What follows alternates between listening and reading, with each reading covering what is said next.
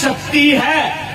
आज आप लोगों को बताता हूं, एक हिंदुस्तान की पहली जासूस महिला थी जिसका नाम था नीरा आर्य, जो हमारे उत्तर प्रदेश के खेखड़ा में 5 मार्च 1902 को जन्मी थी, पैदा हुई थी।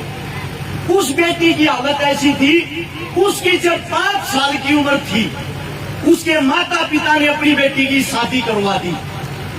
और जब 7 साल की उम्र उस बेटी की हुई, उसके माता पिता चल बसे, वो बेटी अनाथ होगी।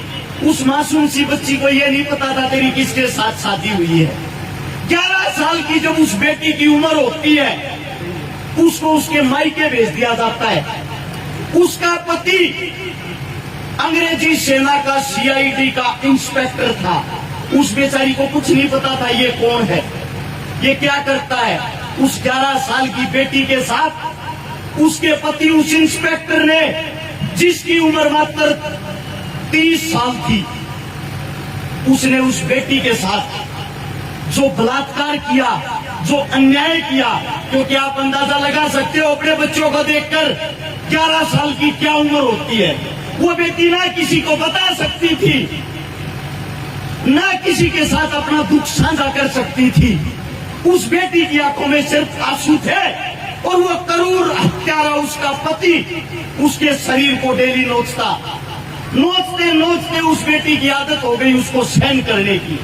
लेकिन उसके अंदर एक चीज थी, वो थी देशभक्ति की भावना। जब उसको पता लगा, वो यंग अवस्था में हुई, 16 साल की उसकी अवस्था हुई, कि तेरा पति तो अंग्रेजी सेना के अंदर इंस्पेक्टर है, उस औरत ने अपने पति से दूरियां बना ली और सुभाष चंद्र बोस की आजाद हिंद फौज को ज्वाइन कर लिया। उसने जब आजाद हिंद फौज को ज्वाइन किया, अंग्रेजों ने उस इंस्पेक्टर की ड्यूटी लगा दी कि सुभाष चंद्र बोस को तू ही मारेगा, क्योंकि तेरी पत्नी उसके साथ उसकी जासूस बन के रहती है और तेरी पत्नी से तू प्रेम दिखा और प्रेम दिखाकर नेताजी को मार। उसके पति ने अंग्रेजों के रूल को फॉलो किया। नेताजी को रात के वक्त गोली से मारने के लिए उसके तंबू के बाहर गया। उसकी पत्नी वहां खड़ी हुई थी, नेताजी का साया बन के। उसकी पत्नी ने पूछा क्या करने आया है। उसने बताया अपनी ड्यूटी, नेताजी को आराम से मारने दे वरना तेरे को भी मार दूंगा। उसकी पत्नी ने कहा जब एक औरत अगर साथ देने पर आए, वो कैसा साथ दे सकती है, आज मैं ये तेरे को दिखाती हूँ। चाकू निकालती है और अपने पति के सीने में 4 चाकू बांध देती है। उसके पति की वही मौके पर मौत हो जाती है और आज 3 चाकू मारते हुए कहती है, जिसने मुझे इज्जत दी, जो मेरे देश के लिए लड़ रहा है, वही मेरा असली पिता है और उसके लिए तेरा क्या, मैं हर एक अपने का खून बहा सकती हूँ क्योंकि तू एक गद्दार है। उसके बाद नेताजी उठ गए। नेताजी ने लड़की को छुपा दिया, बेटी तेरा ये मैं एहसान कैसे उतार पाऊंगा, तू थोड़ी छुप के रहना, कभी अंग्रेजी सेना आकर तेरे पर अत्याचार करे मुझसे सहन नहीं होगा। जो कुर्बानी तूने मेरे लिए आज ले ली है, इसका हक शायद मैं 7 जन्मों में भी अदा नहीं कर पाऊंगा। नीरा आर्य को अंग्रेजी सेना पकड़ लेती है। पकड़ने के बाद काला पानी बंद कर देती है।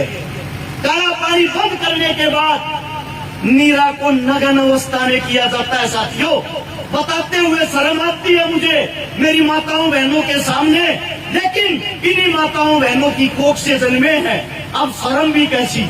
वहां पे नीरा को नग्न अवस्था में करके जो औरत के एक अंग होते हैं उनके ऊपर उबलता हुआ तेल डाला जाता है और ये कहा जाता है हम आपको बरी कर देंगे, सिर्फ नेताजी का पता बता दे।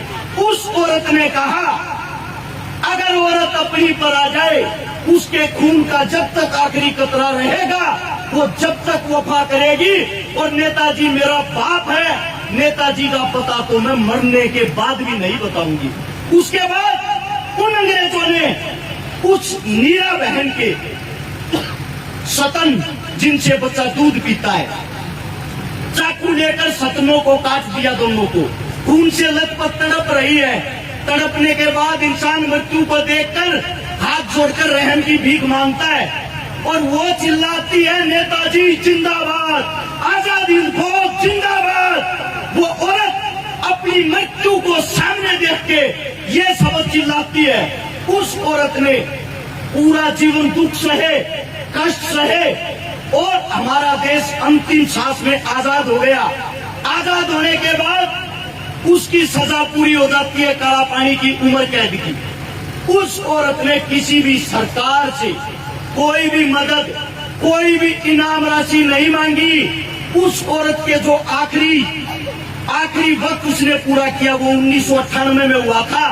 उस औरत ने पूरा जीवन, जो औरतें अपने सिर पर फूल लगाती है, पुष्प लगाती है, रोड के ऊपर बैठ के वो औरत वे पुष्प बेचती थी। उसने कभी ये भी नहीं बताया कि मैं कौन क्रांतिकारी हूँ। तो एक औरत अगर साथ देने पर आए ना बहन, एक औरत अगर अड़ जाए ना बहन, वो अकेली ही झांसी की रानी है। और मैं आपको ये बता देता हूँ, आप लोगों, आप औरतों को अपने अंदर झांकने की जरूरत है। आप जितनी मात्र शक्ति हो सभी झांसी की रानी हो। आपके अंदर जो ताकत है, जो जज्बा है, वो किसी के अंदर नहीं।